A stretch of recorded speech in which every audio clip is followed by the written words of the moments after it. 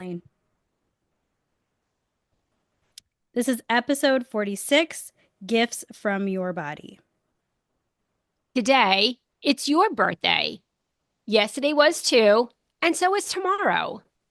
Not sure what we mean by this. Let us introduce you to this powerful concept in our community. We are thrilled you have joined. We are Helene and Christina, and our mission is to empower, teach, and remind women to celebrate themselves.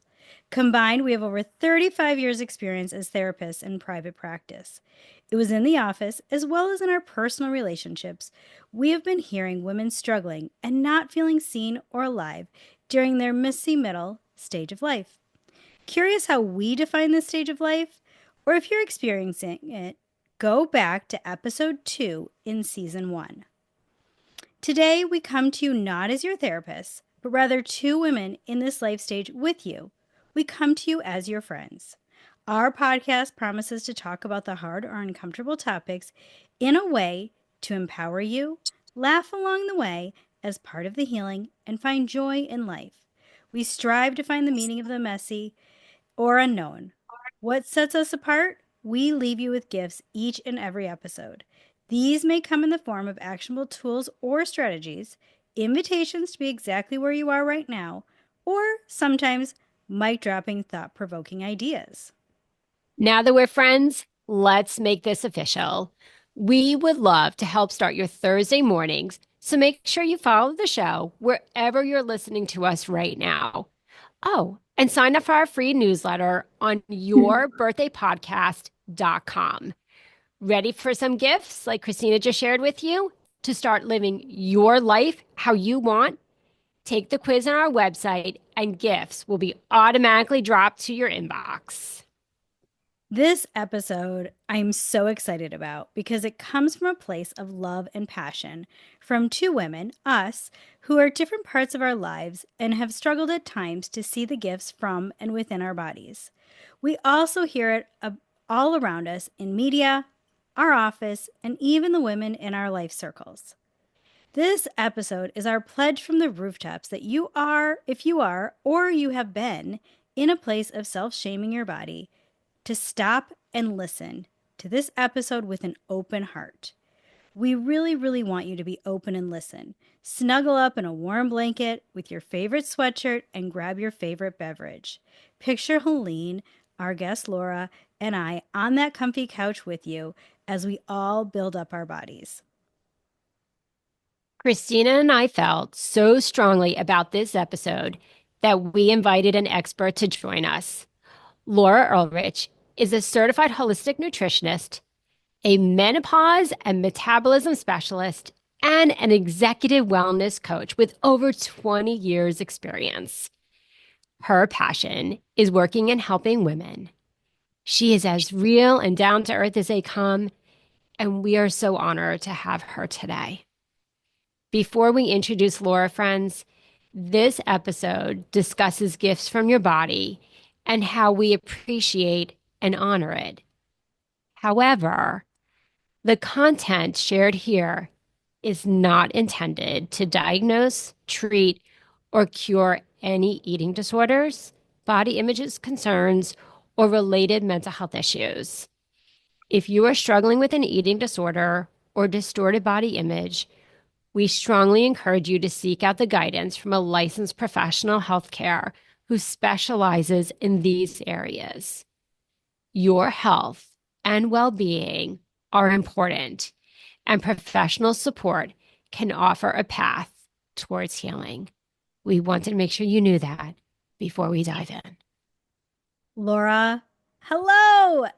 Thank you so much for gifting your time to our audience. Helene and I are so excited and ready for this conversation. We want you to first tell us a bit about who you are, how you got into this field, and what do you love about what you do. Well, thank you so much for inviting me onto your podcast, ladies. I'm really looking forward to spending the time here and sharing all of our nuggets with your audience. So, as Helene said, I'm a certified holistic nutritionist, and I specialize in working with women, especially menopausal women, anywhere in the menopausal journey. So, basically, women 35 and above.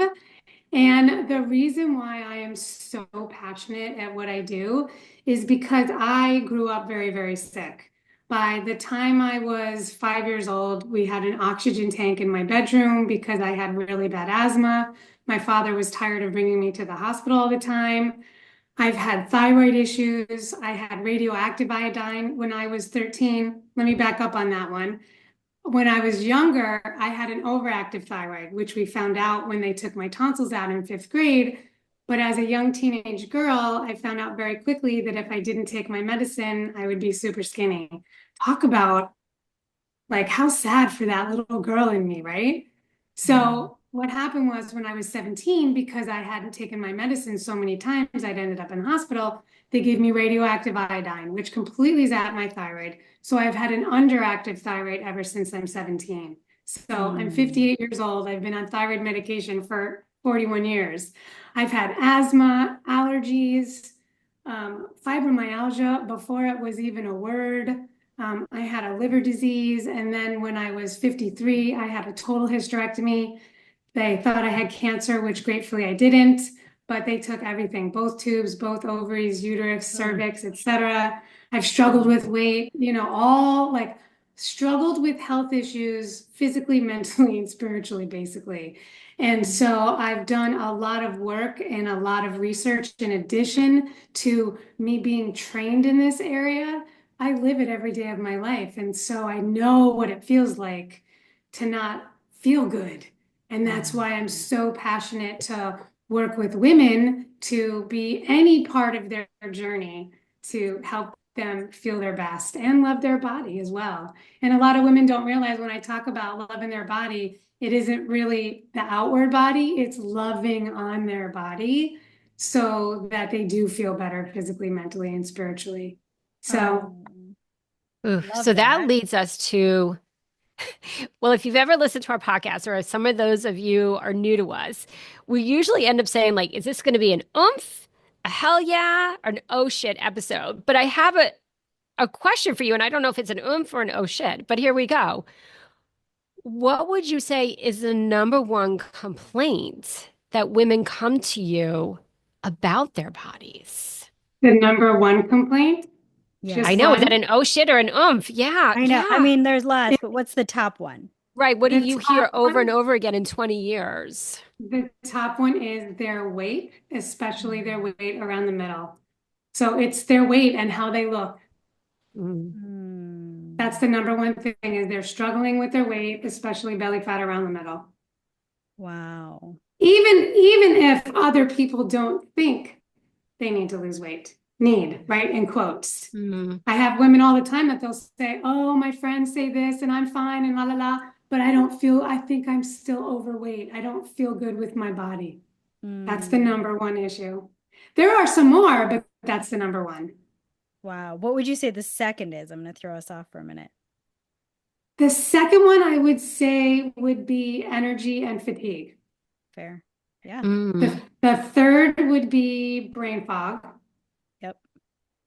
And then it would be kind of like I would say hormonal imbalance, but Sure. they are trying to figure out how to say it. And then also muscle loss. Yeah. Those, wow. That's all very powerful. And it's, to me, all Mhm. interrelated, right? Because if you're losing muscle, if your hormones are out of whack, it all goes back to weight. And Mhm. we're all focused on that. So I want you to give us the truth about BMI. Women are constantly checking their number. There's mixed research about like BMI is our standard, and a ton of research about how absolutely hurtful BMI is and how unrealistic it is. So we're hoping that you will give us the truth. Yes, I will give you the truth. I think they need to get rid of that. Yeah. So first of all, BMI is a totally outdated metric that was created in the 1830s by a mathematician that was studying population statistics, not individual health, right? It was And never was it a designed. man? Of course it was. Not that we're man bashing, but men should Not that not be we're calculating women's saying bodies. Right. Hello, they don't even understand. Even today, they don't understand. So we won't even get into that. But Another episode. We might have you back. another Okay. episode. It was never designed as a health indicator, and modern research shows that it has significant limitations. So the BMI fails us in several critical ways. It doesn't distinguish between muscle, bone, and fat tissue. So it Oh. shows clear biases across different body types, ethnicities, genders, age groups, and it's particularly problematic for menopausal women as our bodies naturally change with hormonal shifts in ways that BMI simply cannot capture. So, a major study found nearly half of people that are labeled, quote, overweight by BMI, and almost a third that are labeled obese by BMI were actually metabolically healthy according to clinical markers like blood pressure, cholesterol, etc.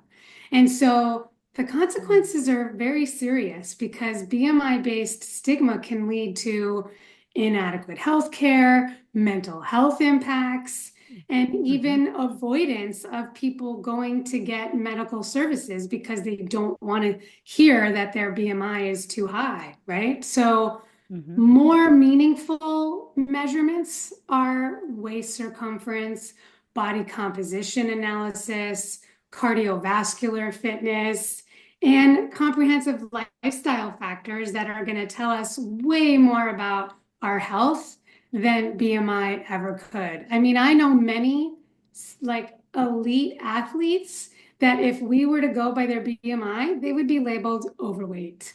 They are not overweight. They're like 12% body fat. Mm-hmm. So, yeah, that's the truth. And like I've seen firsthand how fixating on BMI can derail women's health journeys. And we really do need a more holistic approach that honors the complexity of our bodies, especially during significant hormonal transitions. So that's the truth. I couldn't That's agree more.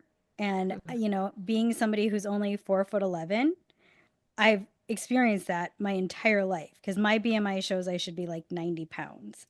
And my body is not built to be that. And I have a lot of muscle and I work out almost every day. Maybe not as hard as Helene. She definitely works out harder than I do, but it's not a competition. And, my labs come back great. My health is great. I'm active. I mean, just the other day, I skied for 4 hours with my kids and never stopped. Like a morbidly obese person who's unhealthy would not be able to do that. No, at 90 And pounds, even 4'11", you would not be healthy at 90 pounds. That's no, ridiculous. no. wow. So, yeah. So I love that. And I hope women hear loud and clear to fucking throw that number away because it's a lie. So, Amen. But Laura, how would they? So if the medical community, and again, I'm not saying this because I know, but if I were to give like an educational guess that it's a tool that's still used, if it is, and yet what we're learning from you is the impact highly negative on the mental health, the wellness health, like all the things, how do you encourage women to look past that or to have an open dialogue with their physician about it while still respecting the medical space, but also advocating for them to look at other markers like you just taught us that could be very helpful? By having Laura. that conversation with their doctor. And I mean, possibly their doctor is their doctor the right doctor? I mean, my doctor, my primary doctor, she's been in practice for decades. She's on her way out. She's almost retiring. She only works 2 days a week now, and she doesn't go by the BMI anymore at all. So I would say have that conversation with your physician about other alternatives to take a look at, and may ask yourself the question, is it time for a different doctor? So, if you could give our audience, Christine and I are huge about giving gifts, which could be really tangible or thought provoking ideas. If you could share, if you feel comfortable, I know I'm putting you on the spot, Yeah. maybe a line or a little bit of a script, what they might be able to say to their doctor so that they might be able to feel heard or understood, or just inviting them to explore other things other than the BMI? What would maybe be a question of how they could ask that? You are putting me on the spot. So I would make sure that they're not saying, I read about this or I learned about this, because then their doctor might get defensive, Defensive. right? Hmm. Perhaps talk about the how much muscle they have, or can we take a look at my sugar numbers, my glucose, my A1C. That's how I would do that. Okay, so inviting them to explore other parts of the makeup of their biochemistry, not just the Yes, number, asking yes. open-ended questions that way. Okay, I love that. Yes, just in case. I mean, if they're Mhm. old school and they haven't done new research, doctors, I mean, even I have people say, "Oh, I saw on the internet," and it's like, who put that on the internet? Or I saw Doctors on get really, TikTok. yeah, Mhm. doctors get really tired of hearing that. So we have to honor that as well. So keep it in the, what Okay, else can we do for me? very helpful. I love that. Okay, so here's another, I think, big question. What, in doing your work for over 20 years and being passionate about it from a personal space, and then with all the women you have reached, what would you wish people, women specifically, we'll say people, but most of our audience right now is women. But if there's men listening, it might be for their partner, if their partner is a female. What do you wish women would think about their bodies? So what I wish women would think about their bodies is that loving your body is not an outcome. It's an input. No matter what we're going through, what we've been through, our body is always there doing the best she can to keep us going. And Mm. so what I mean by that is that I wish that you ladies listening would recognize that your bodies are incredibly resilient systems, not Mm. problems to be fixed. So many women I work with view their bodies through a lens of criticism, focusing on what's wrong rather than appreciating the amazing work that their bodies are doing every day. And so, I mean, granted, is it okay for us to want better? Yes, but not through the lens of criticism, through the lens of how can I improve this, right? And during the menopause journey, right, anywhere from 35 to above, especially, I wish that women would see the changes not as failures, but as transitions, right? Your Love that. body isn't betraying you. It's adapting. Like that gives me chills when I say that. Well, I can It, see it in your eyes. Oh my yeah, gosh. I feel like we Yes. need to hit a rewind and say, can you just say it again? Say Say that it all again, again. because that's so powerful. I wish women would see that the changes are not failures, they're transitions, and Mm. that your body is not betraying you. It's adapting to a new phase, and it needs support and compassion during this phase, Mm. right? I also wish that they would stop comparing their bodies to others and stop comparing themselves to their younger self. I used to get stuck in that. Oh, it isn't how it used to be. Well, this is what it is today. We can't get what it used to be, right? And Mm. everybody has its own unique timeline and journey. Okay. And so I also wish that women would understand that how we speak to our body matters significant, like it Mm. matters in a big, big, big way. The critical internal dialogue that many of us have creates more stress hormones that actually Mhm. work against our health goals. And when we approach our bodies with gratitude and respect, we create a better biochemical environment where healing and balance can happen.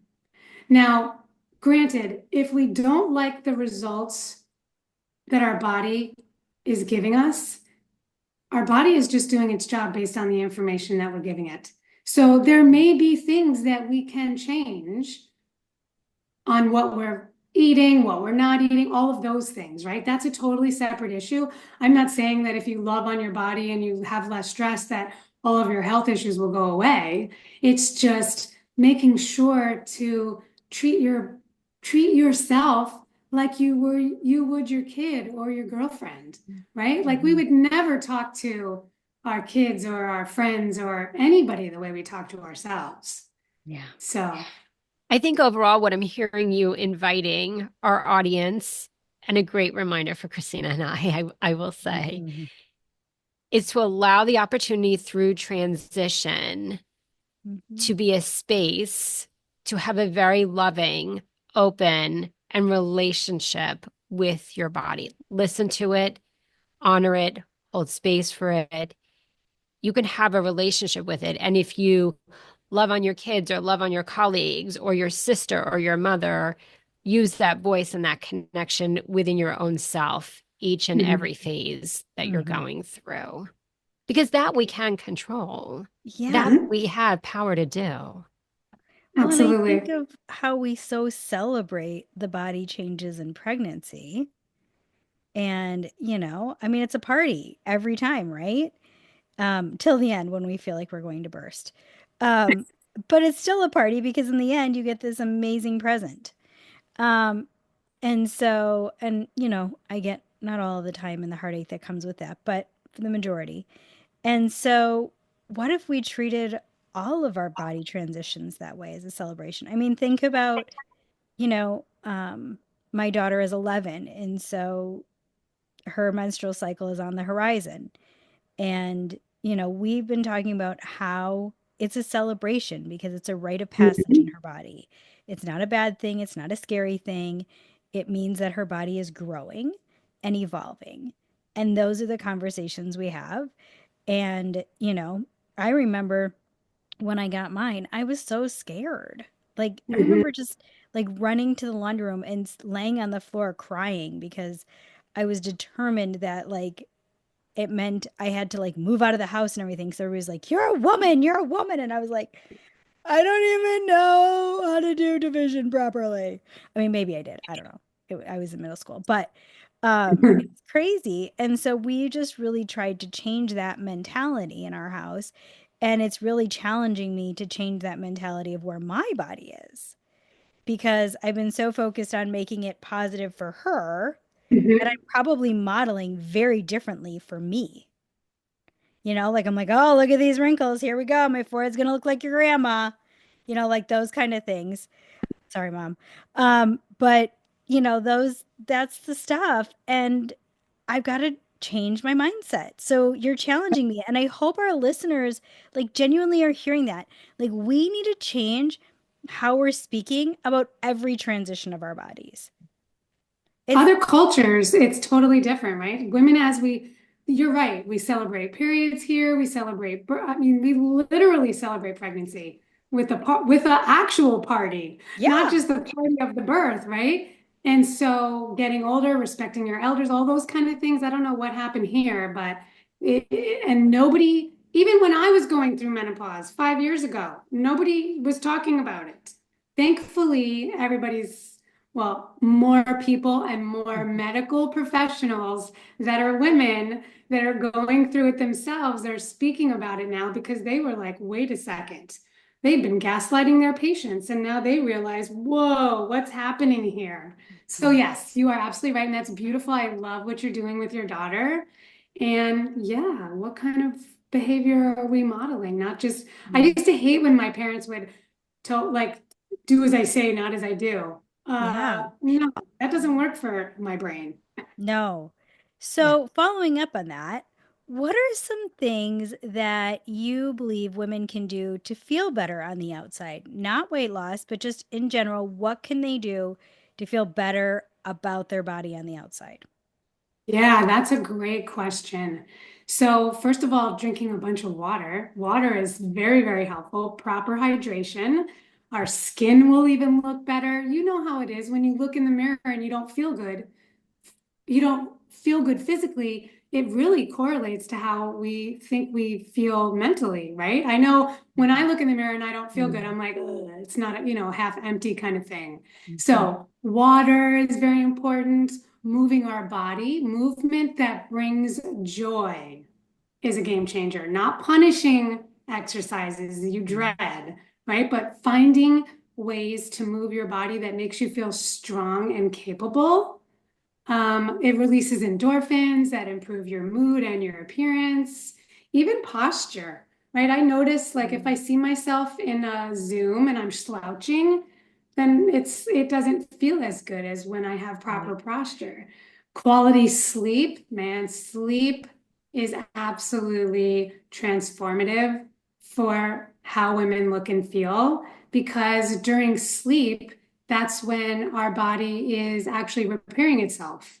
And so good sleep helps with clear skin, brighter eyes, but also if we're not sleeping well, it's also increasing our cortisol and it also causes us to our insulin to store fat. So, I mean, there's all these different things. And truly thinking about nutrition as is this food going to serve my body? Am I going to feel good?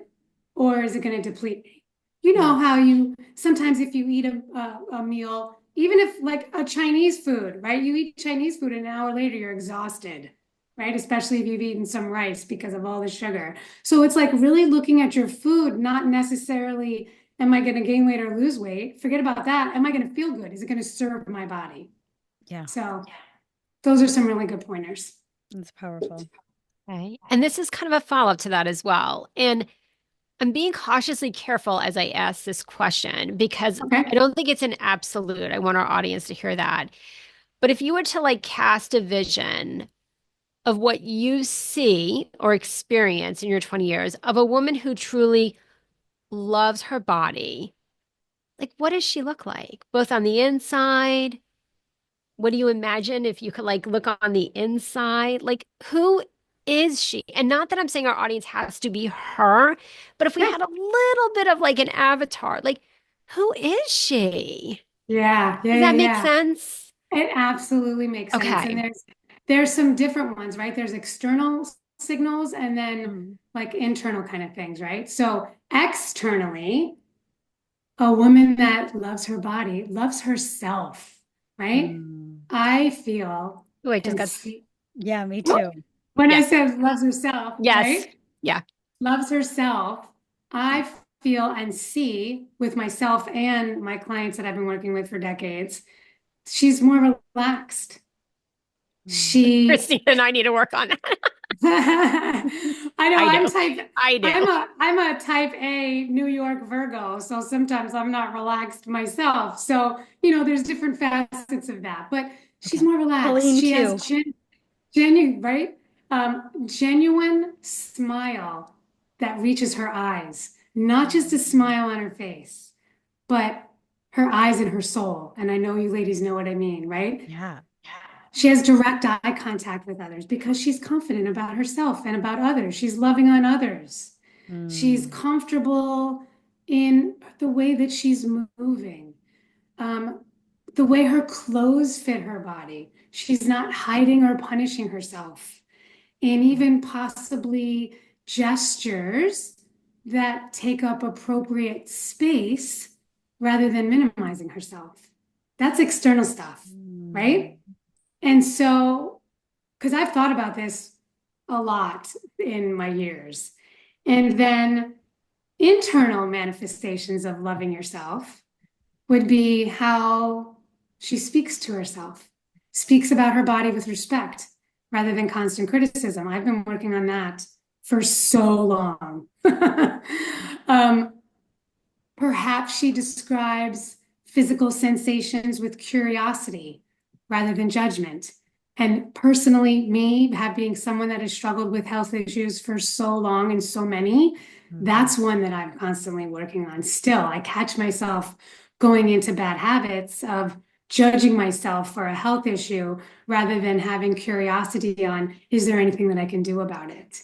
Right? I was just going to say, can you give an example of saying something leaning into curiosity versus like judgment? Yeah. So recently, just this past month, I had an issue with my thyroid medicine going bad. I switched thyroid medication, it was too much, I didn't feel good, etc.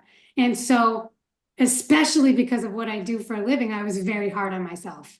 I should have known better, yada yada. So it's like instead of that, it's like, okay, what is there something else I can do? What's the next best thing? If it's somebody, should I talk to my doctor about how I feel instead of being upset about how you feel? Right? It's like, Mhm. what can I do? Is there something that I can do? And what could that be? How could I make this work? How could I make myself feel better? Or what Mhm. steps can I take to have somebody else help me feel better? I love that. I love that. I love that. I love And that. So, then I have a couple more that are super yeah. Yeah. important to me. Can Yes. I Yeah. share those?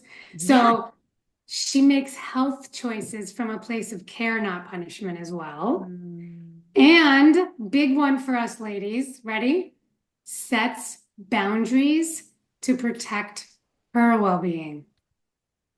Yes. Yes. That's boundaries to protect her well-being. Can you expand just for a moment of what that is? Absolutely. We do every so often, we as women are doing all the things for everybody else to our own detriment, where we are now on empty. Yep. What do they tell you on an airplane? Put your oxygen mask on first before you even help your kid. If you can't breathe, you can't help anybody else. So setting boundaries, self-care and taking care of yourself is not selfish. It's so that you have more in the tank to help other people. 100%. I love that. And I think that goes back to the wisdom Helene has given in so many episodes of telling women they need to schedule the appointments for themselves before they can Absolutely. schedule everybody else's appointments. Like women are always quick to make sure their kids' doctor's appointments, dentist appointments, orthodontist appointments, whatever is scheduled. And then they Mhm. forget themselves over and over and over again. I love that. I love that. So I think you maybe kind of answered this, but I'm just going to ask it anyway. If there's anything else you would add, what does self care look like to you? If a woman is caring for herself, what does that look like to you? What would you add to that? The amazing gift that you just gave us with the last question. Anything you would add to that? I don't know if I would add anything to it. Definitely taking time for you, right? We already talked about Mhm. that. Um, Oh, I have some. Taking small, deep breaths during the day. Like Mm. I literally had a breath coach once because I felt like I was not breathing properly. And I'm like, we breathe automatically. How am I not breathing properly? Literally taking focused, intentional belly breaths for 16 seconds to Mhm. calm yourself and give your brain some oxygen so you can think better. Yeah. Another one that's really good and fun that I incorporated into my life is looking in the mirror and truly smiling. It may feel fake at first, but trust me, I've done it. It works, and then it will feel pure and honest. Smiling at yourself in the mirror, giving yourself a high five or Mm. you go girl or whatever, saying Mhm. something good to yourself and like just smiling in the mirror. And then, We do that as little girls and then we phase yes. out of it, but we need to continue it. And I think that goes back to the episode we did like a couple months ago on laughter and Yep. how children laugh. What was it, Helene? Like 200 times a day, 300 times 300 a times a day. day. And adults only laugh like 20 times a day. No. So I love smiling at yourself in the mirror and laughing at yourself. Both of those are brilliant wisdom. Yeah, love it. It feels funny at first if you're not used to it. And then I love Mhm. it. Like I literally I come down the stairs, I have a mirror right there before I go out the door, and I put it there on purpose to give myself a high five and a big smile and like, you go, girl. You got this. Love You it. got this. Love it. That is such a great gift. All right. So speaking of gifts, because we love it. And I think we've already given so many, but like Christina said, like I'm going to ask the question anyways. What are some gifts that women can give themselves to truly, truly love who they are? Mission to rest without guilt. Okay, say that again because I know everyone who's listening to us needs that one. Permission. I give you all permission as well, but you need to give, I would hope that you would give yourself permission to rest without guilt. Okay.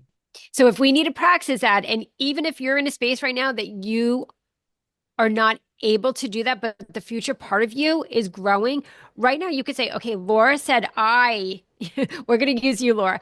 Laura says I Yes, permission in this moment to rest without guilt. Like Laura's giving you the permission slip, use her for the next couple of weeks while totally. you're practicing. Absolutely. Okay. Absolutely. And remember, it doesn't have to be all or nothing.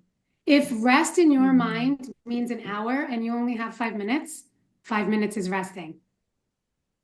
It doesn't have to be all or nothing. And we already talked about, like nutrient dense foods that are going to support your hormonal balance because that's a big deal. Positive self-talk, professional support, whether it's a coach or a therapy session or a wellness practitioner, and also connecting with supportive women who uplift you rather than compete. So important. Yeah. And then letting go of comparison, like I said before, especially of our younger selves. We always talk about not having comparitis with other people, but I see so many women comparing themselves to their younger self, and we should let that go. No, and the younger self was great. The current self is great, and the future self will be great. Absolutely. And They're there's all great. different, They're just different, different versions, and we yeah, evolve. different versions, different wisdom. Mm-hmm. Oh, All the yeah. things. I literally can tell because I've been working with women now actually for almost 30 years in a professional space. And I can tell, I guess right on every time what decade of their life they're in. Are they in their 30s, 40s, 50s, 60s, 70s? I can tell just by by the things that they say and how they're acting. I love that. Yeah. So even if they present to you in their 50s, when you start working with them, you may notice them maybe stuck or going back to their 30s. Is that what you mean? No, what I mean, well, we can do that too, but what I mean is the older we get, we really do I see. We really are able to understand that we need to take care of ourselves more. Hmm. I love that. And hopefully Truly. people are learning And that before it's too late. yes, Yeah. and since you ladies have already cursed, it gives me permission. I can tell by what decade they're in that each decade you give a shit less about what other people think. Sweet. Yeah. It's That's a true. gift. I It's a think that totally switch, that can't flip wait, switched at 40, and it is not going back. right? I And then for me, really, I'm like, oh, this person's getting pruned out of my life. Oh, well. exactly. It gets better and it changes every decade. And I have women in my life that have always told me that, and it's so true. And then in the 50s, and I'm 58, I'm like, man, what else is that going to be when I'm finally in the 60s? I'll be like, who cares? Right? Oh, I love that. Yeah. Yeah, kind of fun. That is so fun. Laura, this is powerful. And friends, we just want to thank you for gifting us this time to yourself and for the three of us to get to be with you. We really genuinely hope that you listen to this episode multiple times. I know I'm going to need to, and so I'm challenging you to do so as well. And we hope that you walk in today with your head a little lighter, your heart a little nicer to you, and an openness about your body and yourself. If you found this helpful, please share it with others. It's an episode that we all deserve to hear. Leaving us a positive review would mean so much to us. Don't forget to check out our gifts from the couch on Mondays. And you can also find us on Facebook, Instagram, LinkedIn, YouTube, and Pinterest. But Thank before we leave, Laura, we really want you to tell our audience where they can find you. you so much. I appreciate that. And ladies, it was a pleasure hanging out with you You're so much fun. today. So much fun. Okay, so my name is spelled Laura Ulrich, Lorarich. You can find me on all the socials, Facebook, Instagram, LinkedIn, Pinterest, by my name. And then my website is my name as well, LORAULRICH.com. And I also have a gift for you ladies. You can download my Love Your Body Manifesto, which you'll find the link to that somewhere on the description of this podcast. That's amazing, friends. Laura gave us a Yay! free gift on top of this episode. That's such a gift. Wow. Go download that manifesto ASAP, read it, use it, let it build up who you are. And until next week, friends, happy birthday.